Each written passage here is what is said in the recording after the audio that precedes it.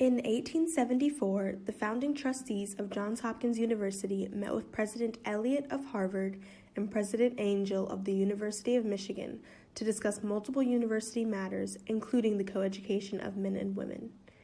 President Eliot strongly disapproved of coeducation, claiming that women students would be tempted to marry into socially unequal marriages, jeopardize their health due to the stresses of education, and that they would diminish the pace and quality of education for the men. President Angell tolerated coeducation with no particular praises, but acknowledged that coeducation worked well at his university. Daniel Coit Gilman, the first president of Hopkins, initially agreed with President Eliot, but went on to support coeducation and women at Hopkins. Despite women not being allowed to attend classes, they continued to find loopholes in order to access the unparalleled education Johns Hopkins had to offer. Women quickly realized that the most direct way to get through to the university was through finances. Mary Elizabeth Garrett, Mary Gwynn, Elizabeth King, and M. Carey Thomas formed the Women's Fund Committee to raise enough money to establish the School of Medicine. Collectively, the women had raised over $100,000 when Mary Elizabeth Garrett donated the remaining balance of $306,977 needed to reach $500,000. The university could not refuse, and when the School of Medicine opened, 3 of the 18 students were women.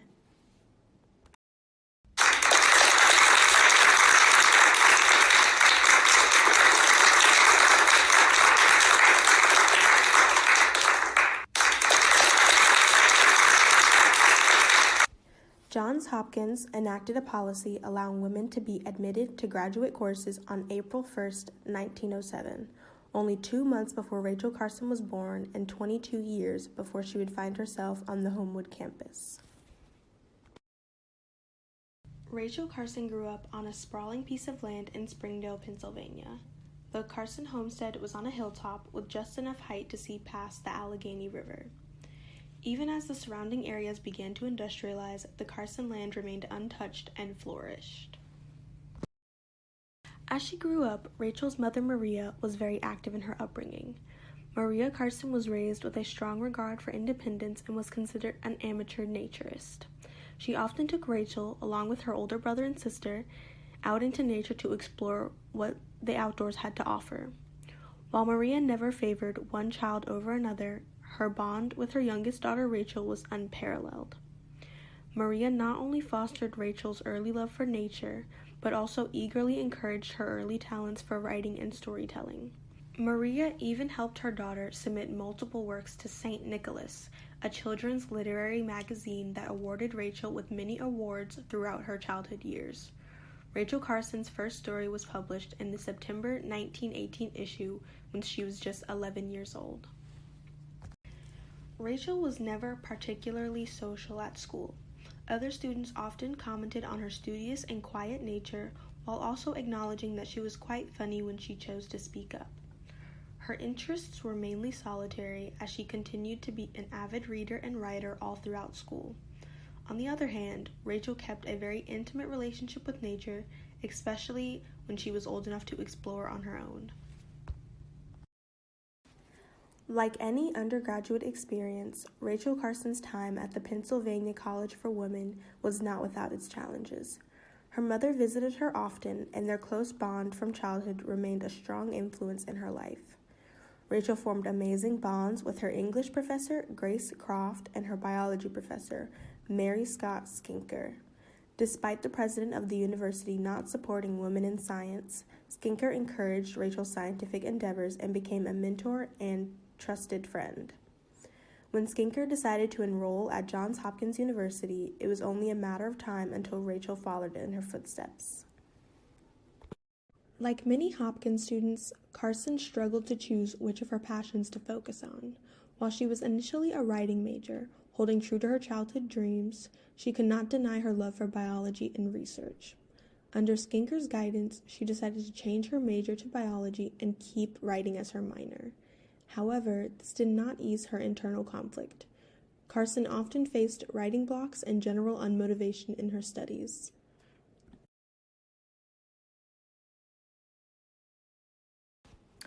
Receiving her admittance into Johns Hopkins as a graduate student did not necessarily guarantee her attendance. Throughout her life, her family consistently struggled financially. With the help of Skinker's recommendation letter, she received a full tuition scholarship of $200 for her first year. We all know things have changed since then. She visited the Homewood campus for the first time in the summer of 1929, where she booked a room in walking distance from Gilman Hall, where the zoology lab was located. As a student of zoology, Rachel spent a tremendous amount of time in the labs. Her studies focused on genetics and comparative anatomy. Her specific courses included genetics and development, general physiology of animals, vertebrate zoology, German, English literature, embryology, physics, and organic chemistry, which she claimed was chief agony. She finished with an 85 in the course, which she was extremely proud of. H.S. Jennings' genetics laboratory class was a difficult challenge for her, but she was enthusiastic about the material and the professor. Again, Rachel Carson was plagued by her lack of financial resources. She unfortunately had to become a part-time student at Hopkins and eagerly searched for a part-time job. Raymond Pearl's Institute for Biological Research in the School of Hygiene and Public Health hired her immediately, where she worked on genetic experiments with fruit flies. After that position, Rachel held a variety of jobs as she struggled to balance employment and academia. She worked at the Dental and Pharmacy School of Maryland as the first female biology instructor, worked as a TA in biology, and taught summer school classes at Hopkins. In May of 1932, Rachel stood for her master's degree examination, which was met with praise from her examiners. She received her degree on June 14th of 1932. Rachel initially planned to pursue her doctorate at Hopkins, but was forced to withdraw in the spring of 1934 due to personal and financial struggles. After leaving, Rachel Carson turned back to writing as a source of income. She secured a job with the U.S. Bureau of Fisheries, writing informational segments designed to educate and entertain the public. This job allowed Rachel to combine her skills in biology and English. She hadn't realized that her scientific knowledge was the perfect inspiration for her writing. Rachel's writing continued. She wrote numerous stories for the Bureau and then deviated to writing for herself, leading to the publication of Undersea, an article that showcased the underwater world to the average reader. This brought attention to her literary talent, and she soon after published an intimate account of underwater creatures and their struggles to survive, coined Under the Sea Wind. Its success was overshadowed by the bombing of Pearl Harbor and the following global conflict. During World War II, a pesticide known as DDT was used to coat the battlefield to protect soldiers from diseases carried by insects. We now know that's not all DDT did. Rachel tried to warn against the widespread usage of DDT, but Reader's Digest refused to publish her cautionary tale. Soon after, DDT was released for sale to the general public. The pesticide was spread on domestic crops, residential lawns, and even inside homes, with no limit on the amount that could be used. Scientists of the time knew next to nothing about bioaccumulation or chronic poisoning. It wasn't long before mass fish and bird deaths became hard to ignore, and Rachel Carson's deep connection to nature made it impossible for her to stand by. After 4 years of writing and research, Rachel Carson published Silent Spring in 1962. The book was an immediate success, with appearances in over 70 newspapers and 65,000 copies sold in its first 2 weeks.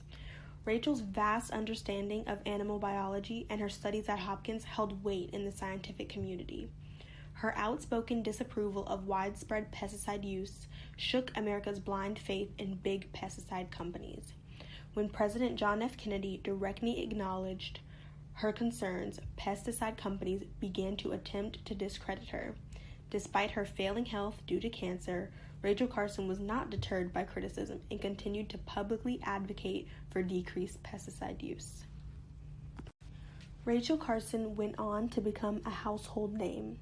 She was featured in political cartoons and often discussed on news outlets. Her most viewed appearance, an interview on CBS, emphasized her credibility. Famous companies such as Monsanto tried to paint her as a clueless, hysterical woman, but she was no stranger to being the only woman in a male-dominated field.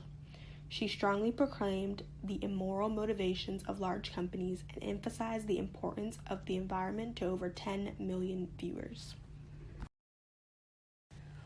While Rachel's popularity skyrocketed, her health deteriorated dramatically. She wore a dark, heavy wig to distract from her hair loss due to chemo and lost her ability to walk without pain as the cancer continued to spread. Nevertheless, she continued her work, appearing before the Senate committee to affirm her findings yet again. Unfortunately, the cancer continued to accelerate, and by spring of 1964, it had reached her brain. Soon after, on April 14, 1964, Rachel succumbed to her cancer and passed away surrounded by her loved ones. While Rachel Carson knew that the work she did was important, she probably failed to understand the impact she made on a global scale. Prior to her work, the general public never considered the repercussions of scientific and industrial advances for the environment. It was her work that led to a conscious recognition of the environment as an entity that needed to be protected and respected. Rachel Carson left a profound impact on her society and Johns Hopkins University, as she truly used her knowledge to make change on a monumental scale.